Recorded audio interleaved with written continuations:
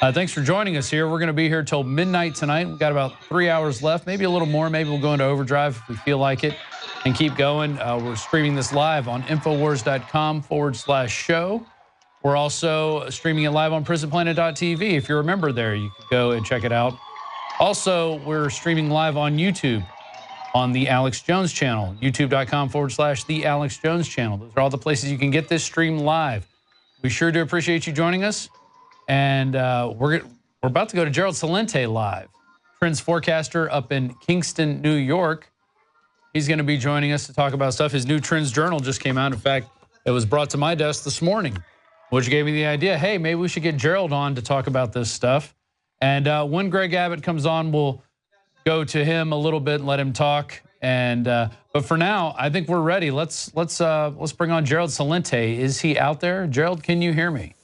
I can hear you. All right. So Gerald Celente, trends forecaster up in Kingston. I just got the new TrendsJournal, Occupy Peace, May 2nd, 2015. It looks like you got a lot of big things coming up. What's on your mind now with all these midterm elections? Are you going to see any change? What's your feeling on all this? Well, my feeling is that everyone should go back and watch Alex Jones' Obama deception. And it's played out. It should win an Academy Award because what we talked about in that movie, and you were up here to film it, it's all come true. It's just one big fraud followed by a mid-election fraud. I've been in this business. I began my career, by the way.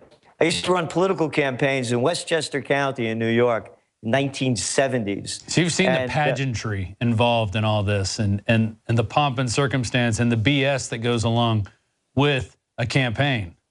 Yeah, and I was the assistant to the Secretary of the New York State Senate. In my entire life, I've never watched a midterm election that so many people cared so little about. There wasn't one major issue, yet they're estimated, what, 1.5 million TV ads, about $4 billion spent for what? To put in take out the incompetents and put in the inepts. I mean, it's more of the same, just different names, and much of the same has never left. You look at all the career politicians that still are, back in office again, never having a real job in their lives.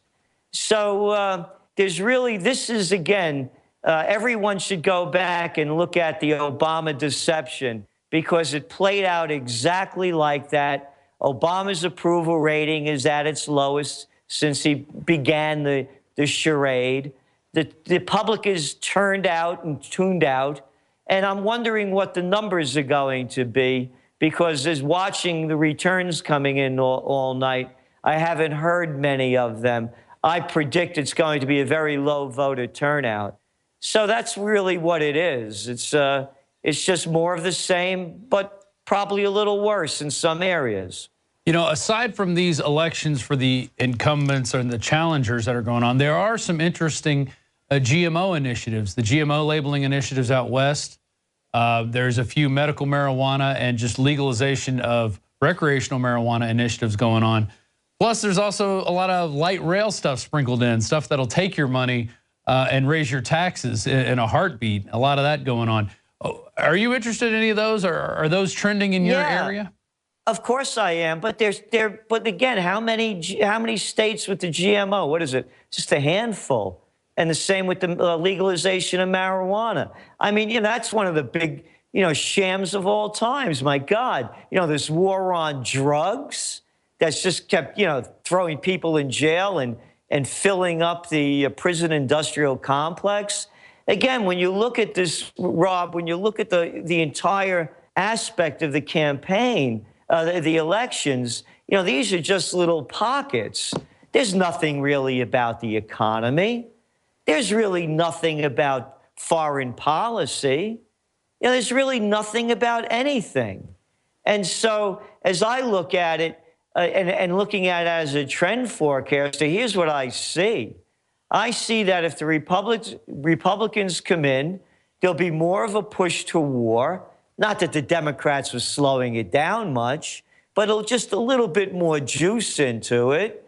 And they're going to past that Trans-Pacific Partnership gig, you know, robbing more of our money so that the multinationals can make more of it by doing a trade deal. So they'll push that through. But it's the same. You know, there's really not much difference. Again, the inepts of the incompetents, or I like to call them, rather than the Republicans and the Democrats, I'm more comfortable calling them the Bloods and the Crips, because they're both murderers and thieves. They kill millions of people in the name of bringing freedom and democracy to sovereign nations, and they steal our dough every day from too big to fail or tax breaks for their buddies or whatever else they can make up. And they arm terrorists, and then we have to go fight wars against the terrorists that we arm.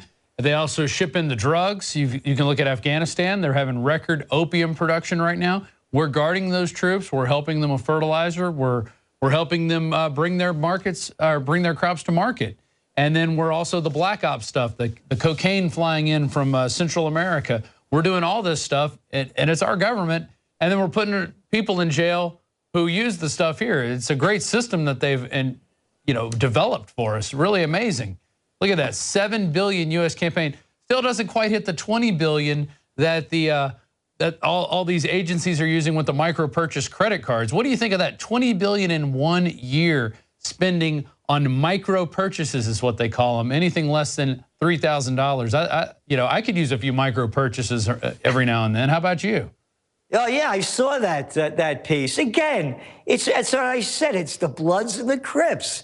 They're murderers and thieves. How much more proof do people need? And then they throw out these two-bit lines, don't forget to vote, don't forget to vote. Yeah, throw out the bums and bring in the scums. That's all it is. Exactly. So they call it a democracy. It's a gang of 535.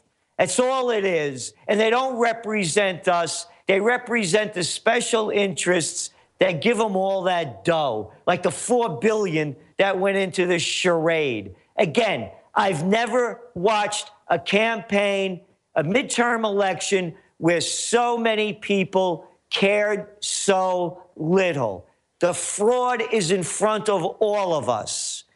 I'm surprised they didn't come out with an ISIS scare, a couple of hours before the election, or the booths opened up, Right. I was surprised they haven't pulled a fast one to get the people to the polls or throw some fear and hysteria in them. Well, and the economy took a back seat in this election. Not a lot of people were talking about it, and that's something that's been on my mind. The economy really hasn't recovered from 2008. They keep saying the unemployment's going down, the economy's growing, they're stopping QE. What is the big deal now with stopping QE Infinity that they finally said they're going to put a hold on? Are they even really putting a hold on it, or is this just another sham? There's something very interesting happening with that, by the way. First of all, they're keeping interest rates to record lows. And then when you look at the recovery, and you look at the data, for example, about how many new home buyers there are, the numbers really dropped significantly, and how many new multifamily dwellings are being built is skyrocketing compared to what it used to be. Go back to the QE. Here's a little set. We're coming out. I'm going to give you a breaking trend. It's going to be one of our top trends for 2015. I shouldn't do this, but I am. That's all right. We're all friends here. It's not capitalism. It's bankism. You look what happened when the Federal Reserve announced last Wednesday they were cutting out, finally, the quantitative easing. Bingo, voila. 2 days later, the Bank of Japan announces that they're going to go into quantitative easing plus. When you compare their GDP to our GDP, it would be the equivalent of the Federal Reserve dumping in $3 trillion. Oh, what a coincidence. It happened right after they announced in the States that they were cutting back their quantitative easing. And then tomorrow, watch what's going to happen over there in Europe, because the ECB, the European Central Bank, is meeting. See if they're going to do anything. This is a central bank takeover. It's not capitalism, it's bankism. You saw it with the too big to fails when they bailed out the banks. Again, they're murderers and thieves, the Republicans and the Democrats. You remember that guy, the U.S. Treasury Secretary under Bush? Was it Henry Paulson? I think he played Frankenstein on the B movies before he got the job at Goldman Sachs. Yeah, that guy who gave us too big to fail. Yeah, you remember the Obama administration that pushed it through. You remember the Clinton guys. Yeah, the other Goldman Sachs guy, Rubin. Yeah, little Robbie Rubin. Yeah, the guy that killed the Glass-Steagall Act so you could give the bankers more freedom to rob from us. The whole game is a banking game. It's in front of everybody's eyes. The Japanese just shoved it to us one more time, and they really stiffed their people over there. But you know those Japanese, man, they don't rebel. You think we got it soft over here where the people don't fight back. Over there, you know, they just keep bowing, man, and taking it. How about another Fukushima for you? So what I'm saying is what the Japanese bank, the Bank of Japan, just did on Friday is a criminal act followed by the criminal act of the takeover of our country by our central bank. That's only propped up the very rich. The numbers are there. Our median household income is below 1999 levels, and that 1% got a lot fatter and richer. There you go. You said it. We're joined by trends forecaster Gerald Celente. You can read more about him at TrendsJournal.com, and we're going to get into his Trends Journal, the latest issue that's come out, in just a second. We've also got playing over here on the sidewall. It looks like Ted Cruz is giving a speech right now, stumping for Greg Abbott. They're bringing out all the stops now in the Republican pageantry. What did you say, Gerald? Politics is show business for what? Ugly people. There you go. You said it. That's all it is. You got it there. But we are going to, whenever Greg Abbott whenever they bring him out at some point, we are going to go to a little bit of his speech, see what he says, see if he's going to have any meaningful change for us, see if he'll hit hard on immigration, all the illegal immigration that's going on. Is he going to hit hard on the border, closing the border up? Is he going to hit hard on the taxes that they're charging people here? Alex is really up on this franchise tax that they've started laying onto him, and it's really cut into the money that he's made and tried to put in back into this business. He can't put as much in because it's being taxed.